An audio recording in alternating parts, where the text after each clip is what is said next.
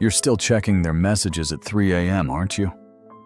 Still replaying conversations that ended months ago, searching for hidden meanings in words that were never meant to save you.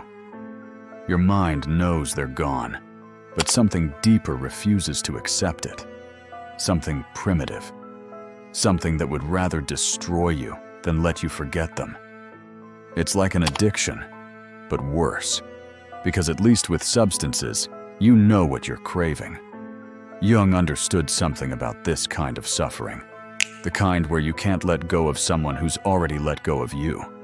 He called it the most exquisite form of self-torture, falling in love with your own projection. Most people think attachment is love. They think the ache in their chest, the obsessive thoughts, the desperate need for one person's validation. They think this is what connection means. But Jung saw it differently. He saw it as the shadow's greatest trick, convincing you that your survival depends on someone who was never really there, not the way you needed them to be. When someone leaves, physically, emotionally, or simply stops choosing you, something fascinating happens. The rational mind knows it's over. You can list the reasons, the red flags, the moments they showed you exactly who they were.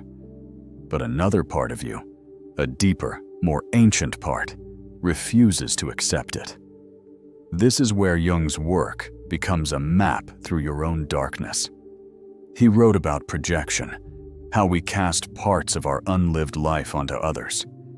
The person you can't let go of, they're wearing your dreams, your unmet needs, your abandoned potential. They've become a screen for everything you haven't given yourself.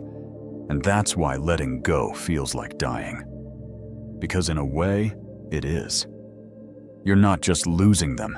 You're losing the version of yourself you only existed as when you were with them.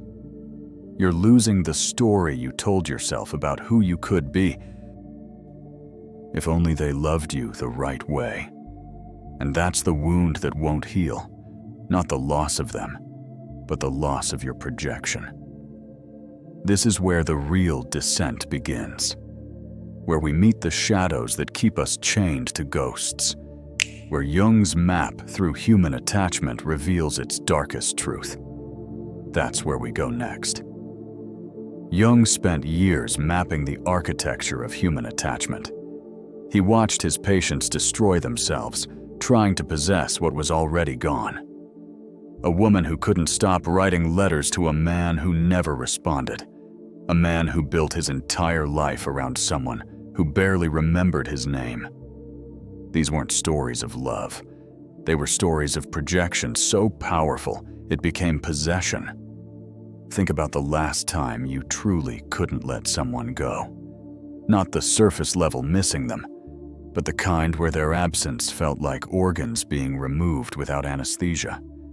Where every song was about them, every crowd contained their ghost, every notification held the possibility of their return. That's not love. That's your psyche trying to retrieve something it believes it needs to survive. Jung called this the participation mystique, a psychological state where you can't tell where you end and another person begins. Children do this with parents. It's necessary for survival.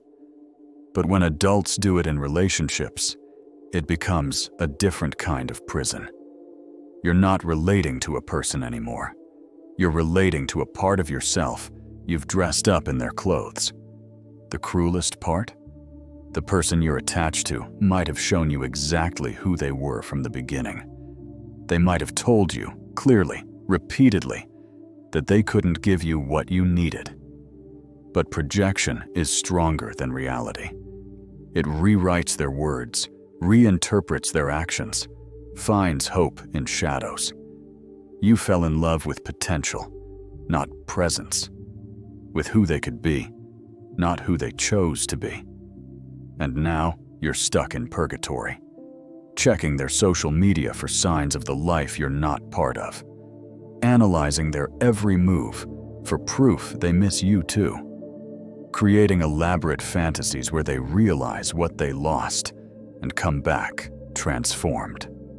But here's what Jung knew. They're not coming back. And even if they did, they wouldn't be returning to you. They'd be returning to their own projection of who you were to them. The meeting of two personalities is like the contact of two chemical substances. If there is any reaction, both are transformed. But what happens when one person refuses the transformation? When they pull away before the alchemy is complete? You're left holding both chemicals, trying to create the reaction alone. It doesn't work. It never works. This is why some people haunt us for years. Not because they were extraordinary, but because they activated something extraordinary in us. Something we're not ready to own. Maybe they made you feel alive in a way you'd forgotten was possible. Maybe they saw a version of you that you'd hidden from everyone else. Maybe they represented freedom, or safety, or redemption. Whatever it was, you gave them the power to validate your existence. And when they left, they took that validation with them. Jung's patients would come to him destroyed by these attachments. Successful people reduced to shells, creative minds turned obsessive. He noticed a pattern. The stronger the attachment, the more vital the projection. The person who devastates you carries something essential, not in them, but in what you've placed on them. Your work isn't to get them back. Your work is to retrieve what you've given away. Here's what Jung understood that most therapists miss. You can't think your way out of attachment. You can't convince yourself to stop loving someone who's become a repository for your soul's unlived potential. The mind that created the attachment can't dissolve it through logic alone. Instead, Jung suggested something radical. Stop fighting the attachment. Stop trying to forget them. Stop hating yourself for still caring. Stop pretending you're over it when you're not. The resistance strengthens the bond. Every time you judge yourself for checking their profile, you cement the pattern. Every time you promise this is the last time you'll think about them, you guarantee it won't be. The real work is different. It's recognizing that your obsession is a messenger. It's asking, what did this person represent that I'm not giving myself? If they made you feel seen, where are you hiding? If they made you feel alive, where are you choosing death? If they made you feel worthy, where are you abandoning yourself? This isn't about becoming them or replacing them. It's about reclaiming the parts of yourself you unconsciously handed over. The confidence you only felt in their presence. It was yours. The joy you experienced in their company. It came from you. The person you became when they looked at you that way. That was always available. You just needed someone else's eyes to see it. Jung called this process individuation. Becoming whole by integrating what we've projected onto others. It's painful because it requires admitting that the love you felt was, in many ways, a love affair with your own hidden potential. The person was just a catalyst, a mirror, a permission slip to be more yourself. And when they left, they took that permission with them. Now you have to write your own. The hardest truth about letting go is this. Part of you doesn't want to. Part of you would rather live in the pain of their absence than face the emptiness of moving on. Because that pain, as unbearable as it is, still connects you to them. It's the last thread. And cutting it feels like admitting they never really loved you the way you loved them. But Jung would say something different. He'd say the thread you're holding was never connected to them at all. It was always connected to yourself, to the parts of you that you can only access through the wound of their leaving. The depth of your pain reveals the depth of what's trying to emerge. This is why forced positivity doesn't work.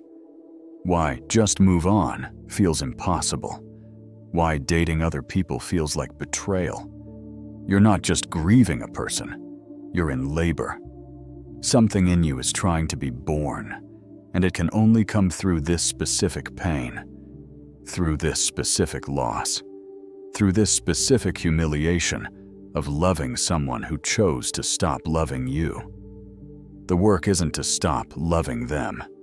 The work is to love them differently, as a teacher who showed you where you abandon yourself, as a mirror who reflected your projections so clearly you can finally see them, as a gift wrapped in barbed wire, delivering exactly what you needed in the packaging you'd never choose.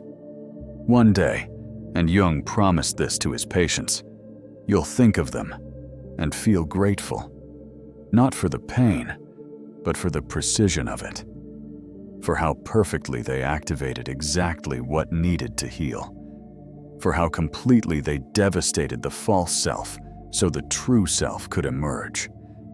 You'll see that losing them was the only way to find what they were blocking, your own wholeness waiting behind the projection. Until then, let yourself grieve.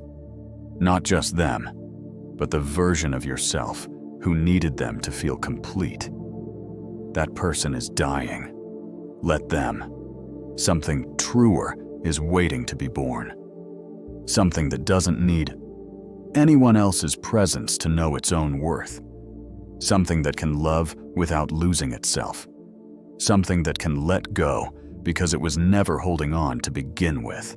Jung knew the secret. The person you can't let go of already let go of you. They're living their life, creating new stories, becoming someone you'll never know. Your story with them is over. But your story with yourself? That's just beginning. And it starts the moment you stop looking for yourself in someone who's already gone. The question isn't how to stop loving them. The question is, who will you become when you finally take back everything you gave away?